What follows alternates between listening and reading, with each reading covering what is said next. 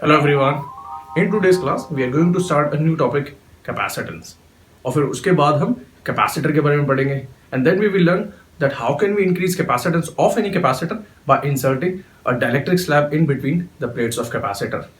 तो चलिए फिर शुरू करते हैं आज की class with the first topic capacitance. तो देखो डेली लाइफ में भी ये कैपेसिटी वर्ड हमारे आसपास ही घूमता रहता है। जैसे कि आप खाना खाते टाइम भी बोलते हैं कि बस इससे ज्यादा मैं खाना नहीं खा सकता क्योंकि ये मेरी कैपेसिटी हो गई है, या फिर आप कुछ देर के बाद पढ़ना बंद कर देते हैं क्योंकि वो आपकी कैपेसिटी कम हो जाती है। आप खेलने के बाद भी जरूर कहते होंगे कि हाँ बस इतनी ही कैपेसिटी, इसके बाद मैं नहीं खेल सकता। हालांकि ये जरूर है कि खेलने की कैपेसिटी ज्यादा है आपकी एज कम्पेयर टू पढ़ने की।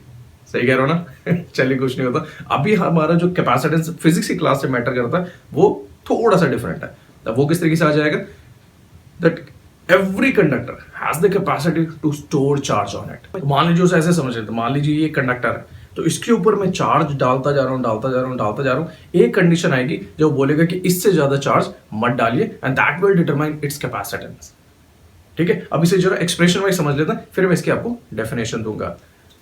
तो ये हमें पहले से ही पता है that V is equal to K Q by R. This is the expression of potential due to a point charge. ये आप किसी भी चीज का पोटेंशियल का एक्सप्रेशन लिखेंगे, अगर आप चाहे वो इलेक्ट्रिक डायपोल का हो या सिस्टम ऑफ चार्जेस का हो या जस्ट अ पॉइंट चार्ज का हो, तो आपको पता चलेगा कि V is directly proportional to Q ही मिलेगा। इसका मतलब जैसे जैसे आप चार्ज किसी भी कंडक्टर पे ज्यादा और ज्यादा स्टोर करना शुरू करते हैं, साइमल्टेनियसली उसका पोटेंशियल भी बढ़ता रहता है। That means I can write that Q is directly proportional to V.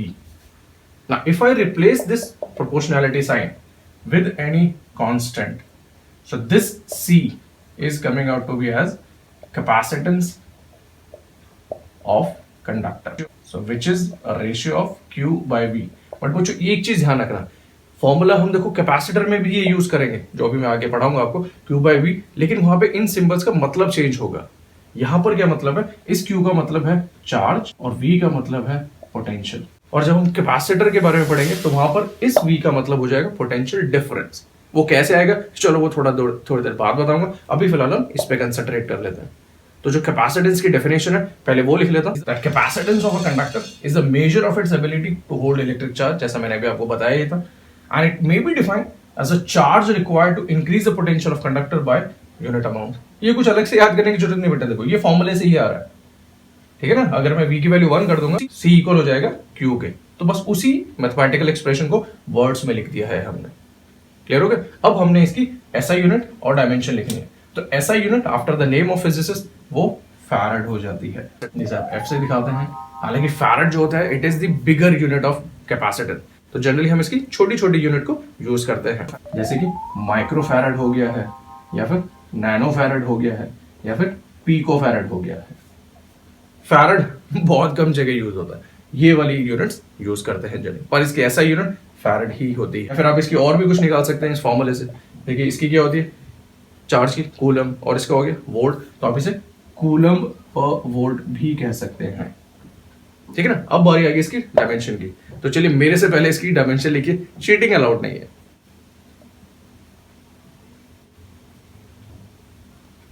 अरे आपका भी यही आंसर आएगा ना?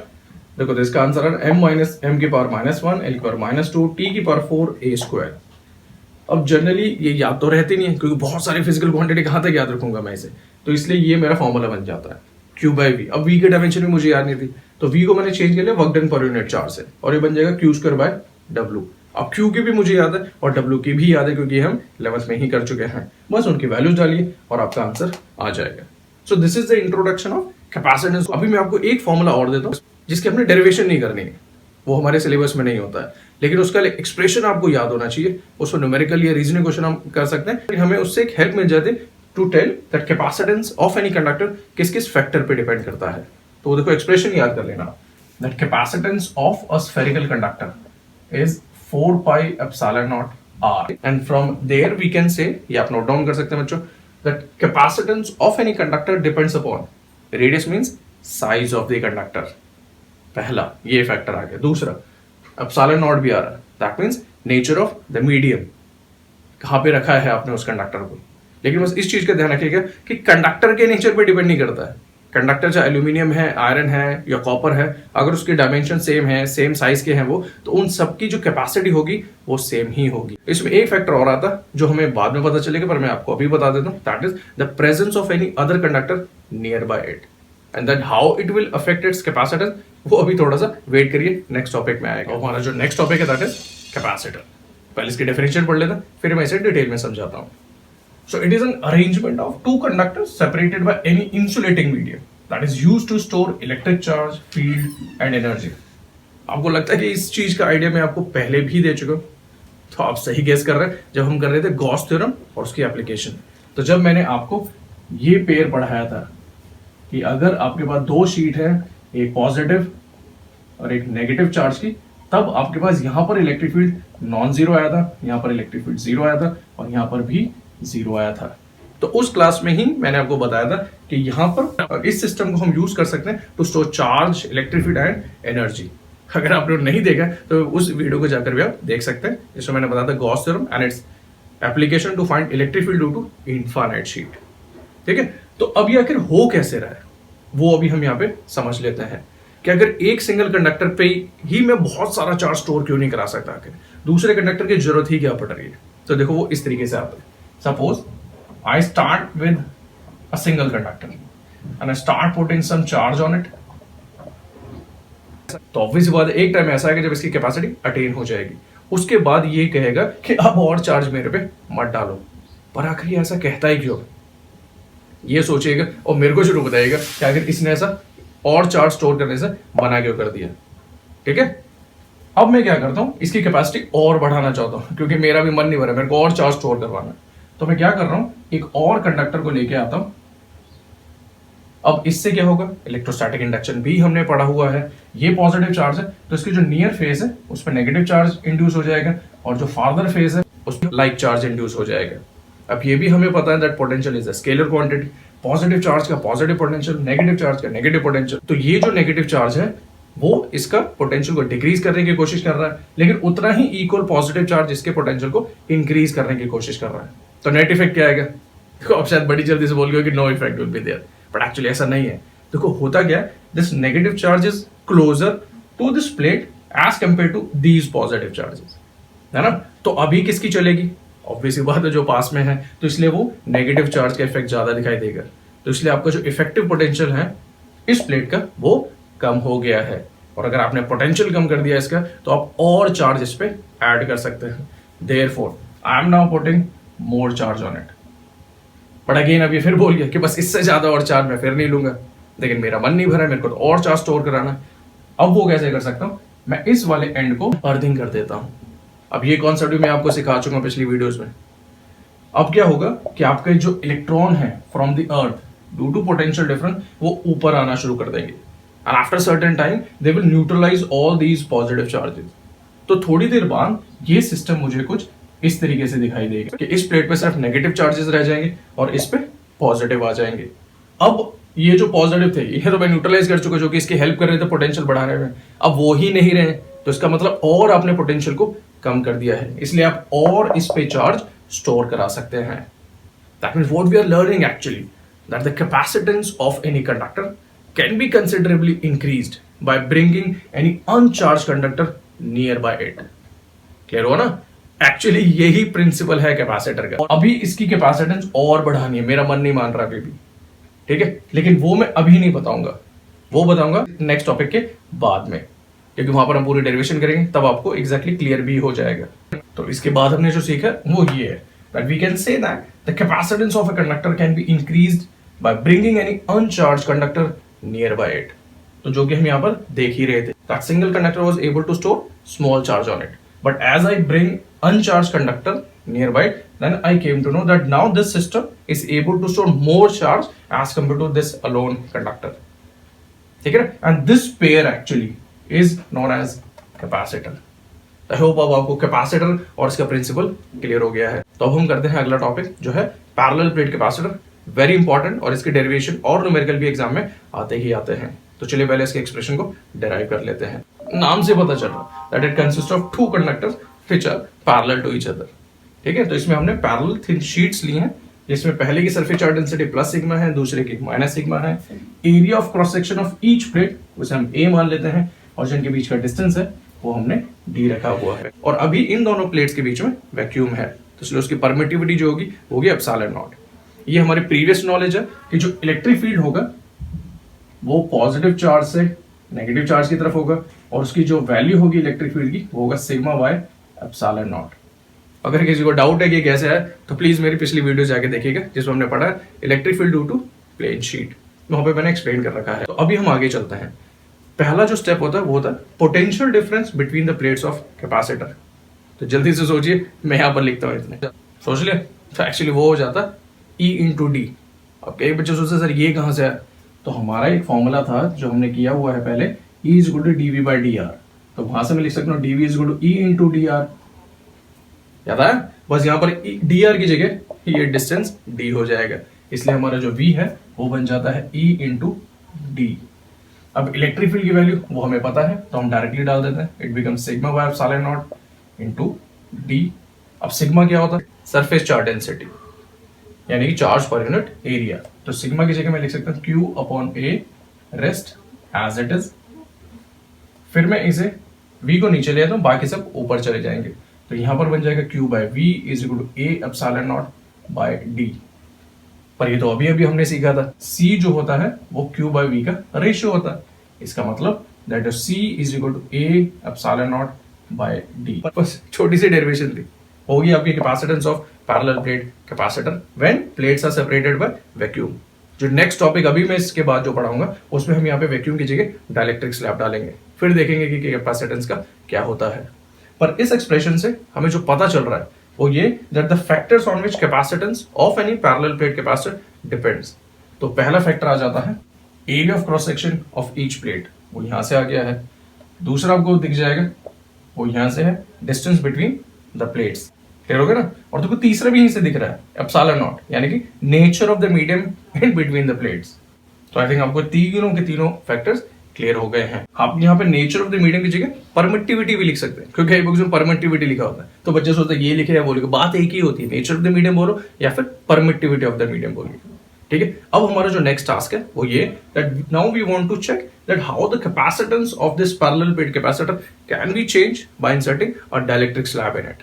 तो चलिए अब वो भी सीख लेते हैं। पहले डायग्राम को ध्यान से समझना बच्चों, क्योंकि एक बार अगर आपका डायग्राम क्लियर हो गया आपको तो फिर डेरिवेशन इजी हो जाएगी।